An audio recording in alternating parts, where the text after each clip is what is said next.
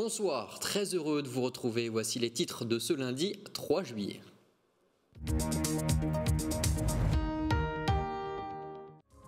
Après plusieurs nuits de violence suite à la mort de Naël, les tensions sont quelque peu retombées dans le département.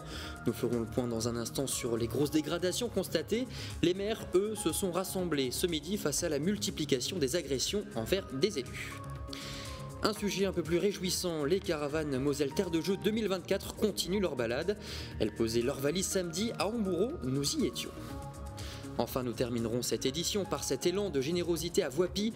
80 enfants issus de foyers ont connu un dimanche festif et copieux, vous verrez. La météo sera demain sera encore capricieuse, quelques averses locales sont à prévoir et côté température, c'est le retour de l'automne avec entre 9 et 11 degrés le matin et jusqu'à 24 seulement l'après-midi. Et puis dans quelques instants, Mathieu Anquinet, nous retrouverons Mathieu Anquinet pour la traditionnelle rubrique sport, mais avant on développe les titres du jour.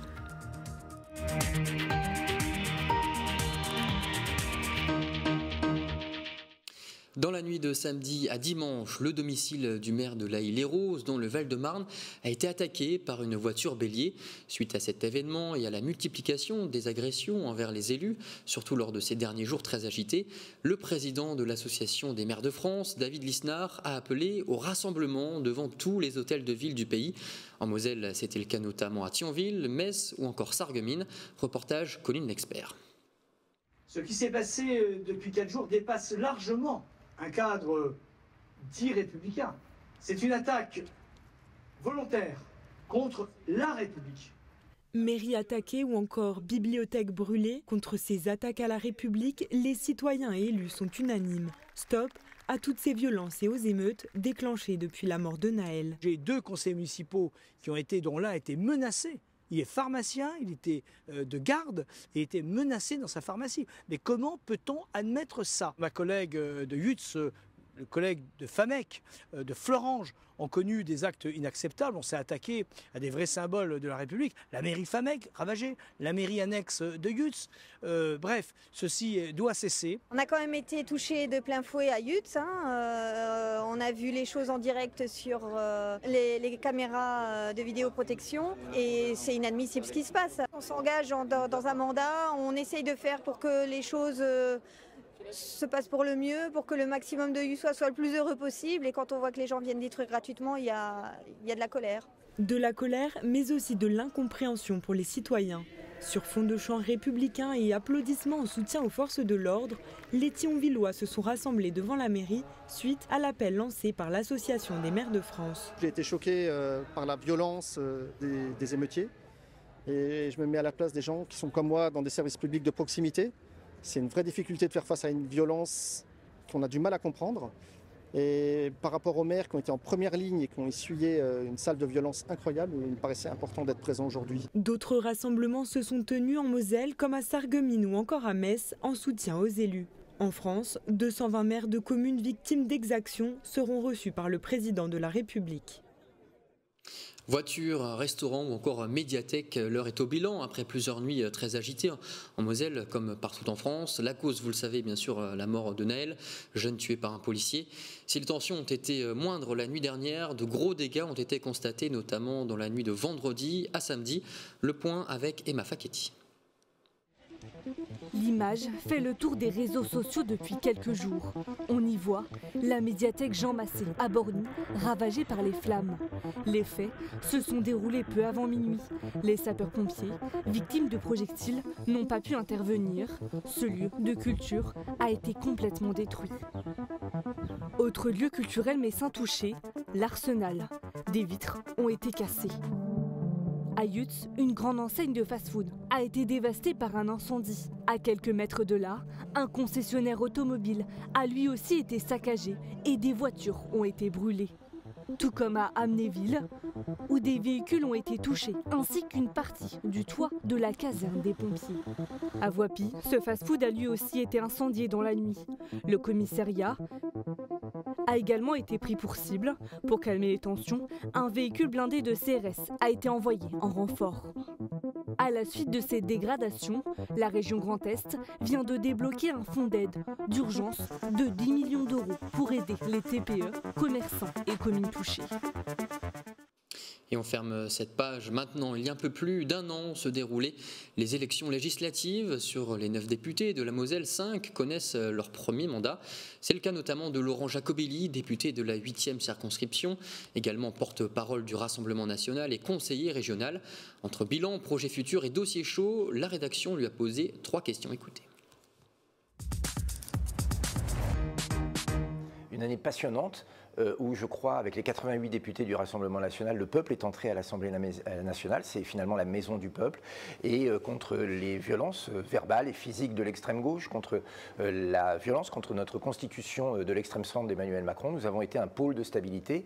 Et puis sur le terrain, beaucoup d'écoute, beaucoup de rencontres, beaucoup d'aide de nos concitoyens sur des dossiers. Et puis la joie aussi d'avoir sauvé certains services de l'hôpital d'Hayange qui menaçaient de fermer, parce que l'action d'un député, c'est à la fois local et aussi national.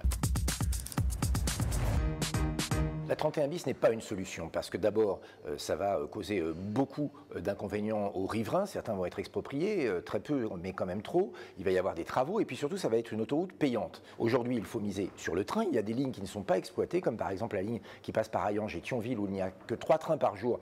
Il faudrait mettre un coup de booster sur cette ligne, faciliter le télétravail et puis enfin investir massivement, réfléchir à un investissement d'une ligne directe, une ligne express de la Lorraine, du sillon lorrain, vers le Luxembourg. Je pense qu'il y a un vrai problème sur le pouvoir d'achat et j'y travaille beaucoup.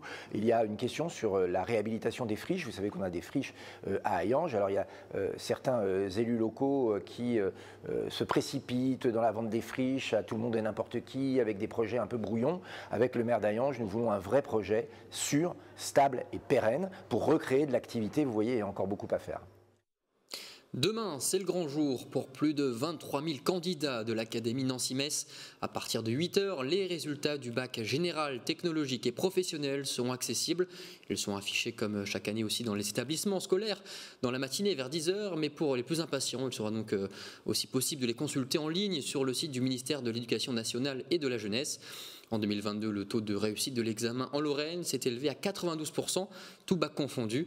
Nous verrons si ce nombre sera plus élevé, donc ne manquez pas Moselle Info demain à 18 h où on y reviendra. Et pour information, les rattrapages auront lieu du 5 au 7 juillet.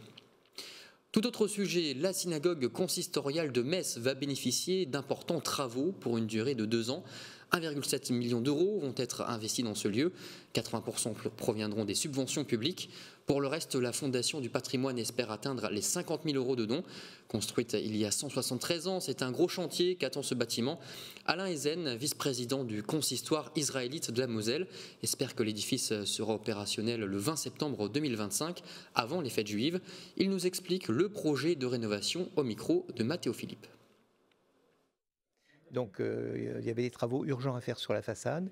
Et à partir du moment où on s'est dit qu'on allait entreprendre des travaux sur la façade, l'intérieur de la synagogue est également assez détérioré. Quand vous regardez tout en haut, il y a des fissures dans les angles. D'autre part, l'état des murs laisse à désirer. Il y a une infiltration effectivement d'eau sur certains murs. Le plafond de la synagogue qui culmine à 14 mètres sera repeint, sera reverni. Tout ce qui est boiserie sera également remis en peinture.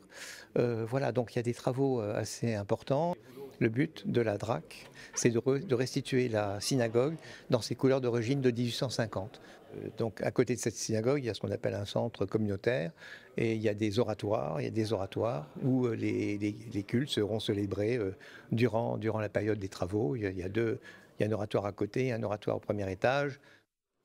Jeudi 29 juin 2023, le Secours catholique Meuse-Moselle a inauguré officiellement le nouveau lieu d'accueil de jour Jean Rodin situé 5 rue des Augustins à Metz. Un centre destiné à recevoir les personnes à la rue ou sans ressources pour un service de restauration sanitaire et d'accompagnement. Sa capacité d'accueil est de 85 personnes. De 7h30 à 14h, une dizaine de bénévoles animent divers ateliers collectifs favorisant l'insertion sociale. Ce nouveau centre d'accueil de jour ouvre de nouvelles perspectives et de possibilités pour un public notamment plus large, comprenant aussi des femmes. Elle sillonne chaque année les 4 coins du département. Les caravanes Moselle Terre de Jeux 2024 ont posé leurs valises samedi à Hambourg. Sur place, il était possible de tester toute la journée plus d'une dizaine d'activités. Parmi elles, le judo. Zoom sur ce sport de combat toujours autant plébiscité avec Emma Facchetti et Jonathan Vaucher. Alors les 2 premières, Nagekomi on fait tomber et la 3e on part sur la liaison de boussole. C'est un art martial qui allie souplesse et technicité. Le temps d'une journée, les judokas en herbe ont découvert des techniques pour attraper, maintenir au sol ou se libérer. Ah Jimmy, on essaie de sortir, allez. Ce que j'aime dans cette discipline, c'est le fait de pouvoir se défouler, pouvoir apprendre des nouvelles manières de rentrer des techniques pour par exemple renverser un adversaire qui est plus lourd que soi ou plus grand. Déjà le fait que comparé aux autres sports, il y a un code moral, il y a un certain respect de l'honneur et puis que on est comme une famille quoi. Aussi j'aimerais bien défendre ceux qui sont harcèlement grâce au judo. C'est vraiment cool de voir des techniques aussi incroyables. Par exemple Teddy Riner quand il fait son autogari. Il est très beau, je trouve. Et avec les nombreuses victoires des Français aux JO ou aux championnats du monde, certains participent avec des étoiles plein les yeux. Des grandes personnes qui sont basées aux JO alors qu'à la base c'était comme nous. Du coup j'ai envie d'être comme eux. Je me dis que je vais pas devenir comme eux mais meilleur qu'eux. En attendant, le club d'Hambourg espère atteindre les 150 licenciés la saison prochaine et trouver de nouveaux talents. On a quand même des petites pépites au niveau du club qui ont participé. Aujourd'hui, on a une fille qui s'appelle Abigail qui termine 3e au championnat de France. On a pas mal de jeunes qui veulent vraiment développer leur judo. Et personnellement, au niveau des JO, ça va avoir un gros impact pour nous, la ville, et bien sûr pour le club et bien sûr pour toute la France. C'est un avantage. Le judo, c'est un sport de souplesse, d'efficacité, de loisirs et ainsi de suite. Et moi, je pense que ça peut apporter beaucoup pour le judo. Même si les futures pépites ne seront pas prêtes pour Paris 2024, allez, la relève est assurée. Ok, debout, allez. Et on passe maintenant à notre rubrique sport. Mathieu, bonsoir. Bonsoir Jean. On commence avec l'événement fort du week-end. Si vous étiez à Metz, vous savez de quoi je parle. L'étape du Grand Prix de triathlon. Oui, effectivement, les promesses étaient belles de la part de Metz Triathlon. Elles ont été particulièrement bien tenues avec un Grand Prix réussi. Retour sur l'événement avec Emma Facchetti et Jonathan Vaucher. Les meilleurs clubs de triathlon étaient réunis en Moselle pour le Grand Prix de Metz ce week-end. 750 mètres de natation au plan d'eau, 20 km de cyclisme sur route et 4,7 km de course à pied dans la capitale mosellane. Grand vainqueur chez les hommes, le Suisse-Australien Matthew Hauser, champion du monde de relais mixte en 2017, devance son concurrent de 20 centièmes. I think I just felt really good and we had a good rhythm on the bike and we were able to hold them off and I think racing from the front it gives you more confidence. So that confidence gave me the strength to hold on. En plus de la manche masculine, chez les femmes, c'est la Russe Valentina Ryasova, 11e au championnat d'Europe, qui termine largement en tête de l'édition. Вот после второй половины легче стало. Первая половина, я плыла как вот на свои силы. Мало кто меня бил вообще, я думала, хуже будет. Un plateau exceptionnel pour cette 3e étape du championnat de France, avec la présence de 4 athlètes du top 10 mondial, du beau spectacle pour les Messins. C'est un podium de niveau mondial, mesdames, messieurs, vous avez ici sur ce podium. Ce l'ombre au tableau, pour les 2 étapes restantes, le club de Metz Triathlon n'a cette année que peu d'espoir d'obtenir le maillot jaune. Elle n'est pas triathlète, mais la course lui suffit. Marie-Ange Rimlinger a récolté une nouvelle médaille ce week-end, Mathieu. Oui, les championnats espoirs de Fontainebleau étaient particulièrement relevés. Ça n'a pas empêché Marie-Ange Rimlinger de récolter une médaille d'argent. Malgré une gêne musculaire, elle s'est illustrée sur 100 mètres pour finir en 11 secondes et 61 centièmes derrière une intouchable Jemima Joseph. L'avenir s'annonce tout simplement radieux pour la Forbacquoise. En football, depuis quelques jours, le SMS connaît son programme pour la prochaine saison de Ligue 1. Il est resté à affiner le programme de l'été, c'est chose faite. Oui, il y a un amical qui s'est ajouté au programme. Il sera du côté d'Amiens le 29 juillet. Avant cela, les Grenats s'apprêtent à reprendre l'entraînement. Ce sera ce mercredi. Ils affronteront ensuite le Racing Luxembourg à Homécourt avant de recevoir le RFC Serein à Frascati. Les Grenats sont bientôt de retour. Ballon rond, toujours ce week-end avait lieu la finale de la Coupe d'Afrique de Moselle. Le résultat, s'est avéré sans partage. Oui, c'est le Maroc qui a remporté cette 3e édition, une édition qui a été aussi assez festive. Emma Faketi était près du terrain pour nous faire partager l'ambiance. Ils en rêvaient depuis le début de la compétition. C'est désormais chose faite.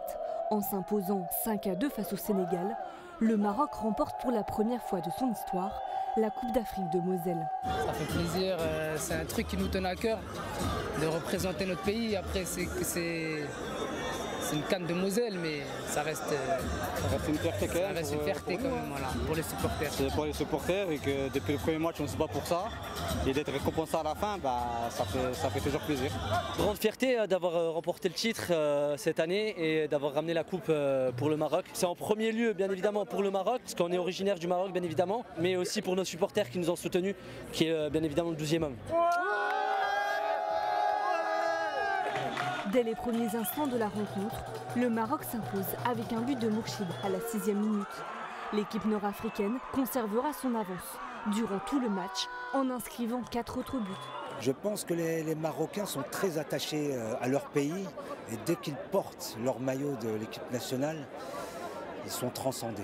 Il y a une technicité qu'on ne retrouve pas en Afrique en général. Les joueurs sont techniques, ne sont pas forcément très physiques. Vous voyez nos joueurs, vous voyez les joueurs africains. Puis l'endurance, c'est ce qui fait la différence. Malgré les nombreuses parades d'Hammer, les Sénégalais parviendront à sauver leur honneur en inscrivant 2 buts. Et bravo à cette belle équipe marocaine. On passe à la suite, Mathieu, en basketball. Souvenez-vous, au mois de janvier, le joueur des Metz Canonniers, Loïc Akono, était qualifié de bonobo par un spectateur à Charleville-Mézières. Le procès a lieu en ce moment même. Oui, les faits avaient engagé une large vague de soutien envers Loïc Akono, relançant le débat concernant le racisme autour des terrains de sport d'une manière générale. Alors si le traumatisme restera pour le joueur, la justice va tout de même rendre sa décision. Le procès était attendu ce lundi au tribunal de Charleville-Mézières. Nous vous tiendrons bien évidemment informés des résultats de ce procès. Un mot maintenant sur le TFOC avec le recrutement d'Élise Van Sass. Je ne sais pas si je prononce bien. Je pense que c'est ça, on va s'y faire. On le savait, le TFOC doit refaire son effectif avec de nombreux départs. En tout cas, Romain Pitou tient sa nouvelle passeuse. Il s'agit d'Élise Van Sass qui est internationale belge. Du haut de son 1m88, elle devrait aider le club mosellan dans sa constante progression.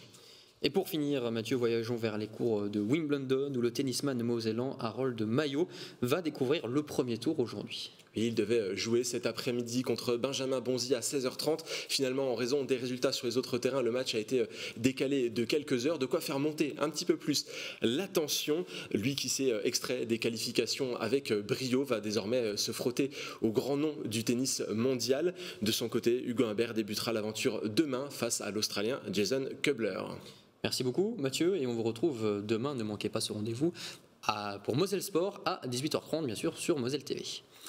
Élan de générosité à la tour de Léandre, ce restaurant de Voipy en partenariat avec l'association Le Devoir d'Agir a accueilli gratuitement dimanche midi plusieurs jeunes du foyer Amil pour accompagnement, mieux-être et logement des isolés. Repas, clown, mascotte, retour sur cet événement à la fois convivial et solidaire avec Emma Faketi et Jonathan Baucher.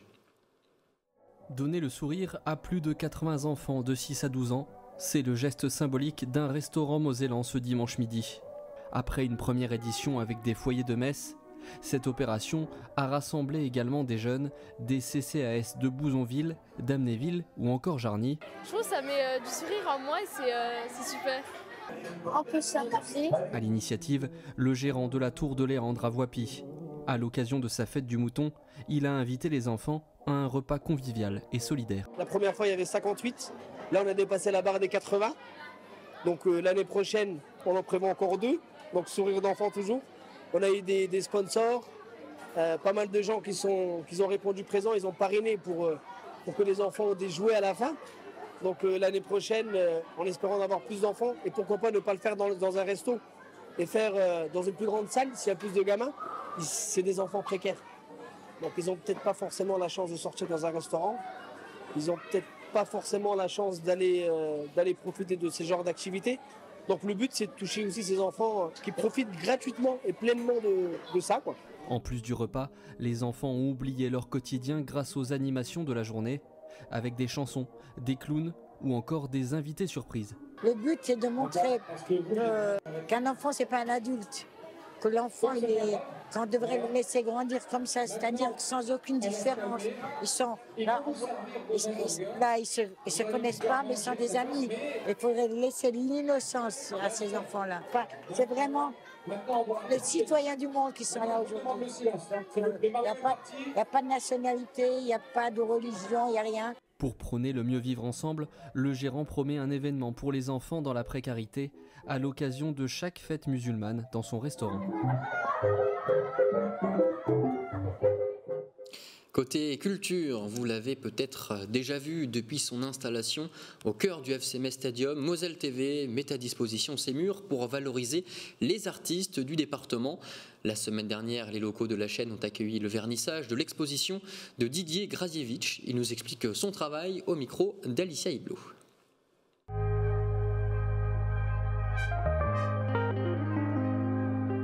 Pour moi, c'est intéressant aussi de travailler un peu à la fois, oui, comme un photographe, avec les déclinaisons, les inversions de lumière. Vous voyez, les motifs, par exemple, ce que j'appelle moi les inversions de motifs, c'est à la fois le motif que l'on aperçoit, le ballon lui-même, mais aussi son ombre. Ce qui m'intéresse aussi, c'est de travailler l'image pour donner des contrastes renversés ou des juxtapositions.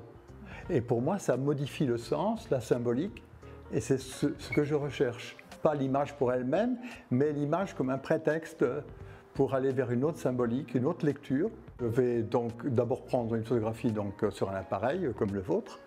Ensuite, dès que j'ai cette banque d'images, je la travaille sur mes logiciels, puisqu'il me faut plusieurs logiciels spécialisés. Donc ensuite, ces heures, ces jours, ces semaines passées sur ces images et sur ces thèmes me permettent après d'avoir sur une clé USB, de partir chez mon imprimeur à Metz, à Marly. Ça me permet de faire de plus grands formats, mais le lieu est vraiment intéressant pour moi, surtout y compris ce couloir. Voilà pourquoi ces panoramiques sont là pour suivre chaque spectateur ou chaque visiteur, pour avoir une vision latérale, voyez-vous, de part et d'autre. Et il s'agit de la 3e exposition temporaire après la venue de Stech et de Claire Bravy. D'autres suivront dans quelques mois. 1000, c'est le nombre de personnes mobilisées contre le cancer ce dimanche à Forbach pour la 3e édition de la course solidaire en rose.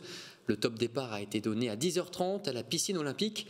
Les participants ont ensuite parcouru la forêt, le parc du Schlossberg et le centre-ville pour une boucle de 7 km. À noter, c'est important que l'intégralité des fonds récoltés seront reversés à la Ligue contre le cancer pour des actions locales. L'an dernier, un chèque de 15 000 € avait pu être remis, un record à l'époque qui devrait sans aucun doute être battu par l'organisateur, l'USF Athlétisme. Félicitations à eux.